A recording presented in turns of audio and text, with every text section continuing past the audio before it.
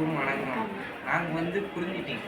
இப்போ நம்ம பார்க்க போகிறது என்னன்னா, நமக்கு 3 வகையான தன்மையுடைய தண்ணீர் இருக்குது. இதில் நம்ம அமில கரைசல், அமிலத்தன்மையுடைய கரைசல், காரத்தன்மையுடையது, இது குடிக்க தகுந்தது.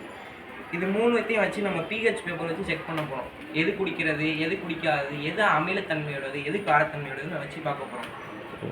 ஓகேவா? அடுத்து முதல்ல நம்ம பார்க்க போகிறது ஆற்று நீர். ஆற்று நீர் எப்பயுமே அமிலத்தன்மையுடையது. அது செக் பண்ணுறதுக்காண்டி pH பேப்பர் வாங்கிட்டு வந்திருக்கோம். அதில் செக் பண்ணுவோம்.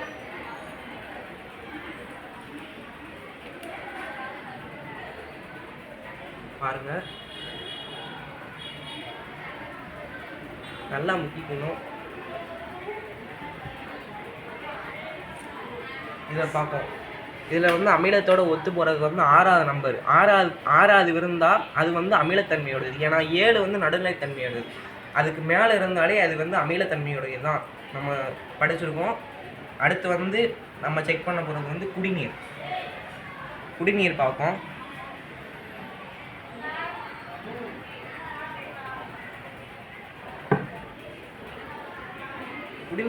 குடிநீர் பாருங்கள், இந்த 7ஆம் நம்பரோட கரெக்டாக ஒத்து போகுது பார்த்தீங்களா? அப்போனா இது குடிக்க தகுந்த நீர். அடுத்து நம்ம பார்க்க போகிறது நிலத்தடி நீர். நிலத்தடி நீரை செக் பண்ண போகிறோம்.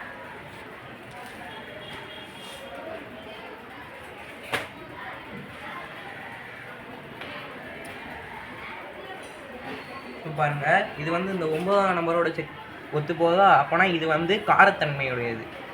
அப்போனா நம்ம பார்த்துருக்கோம், இது அமிலத்தன்மையுடைய நீர். அப்போனா இது குடிக்க தகுந்த நீர் அல்ல. இது pH 7, இது குடிக்க தகுந்த நீர். pH 7னா நடுநிலைத்தன்மையுடையது. அதுதான் நம்ம குடிக்கணும். pH 7ஓட தாண்டிச்சுன்னா அது காரத்தன்மையுடையது. அது குடிக்க தகுந்தது அல்ல. அதே மாதிரி pH 7க்கு முன்னாடி இருந்துச்சுன்னா அது அமிலத்தன்மையுடையது. அதுவும் குடிக்க தகுந்தது இல்லை. அவ்வளோதான்.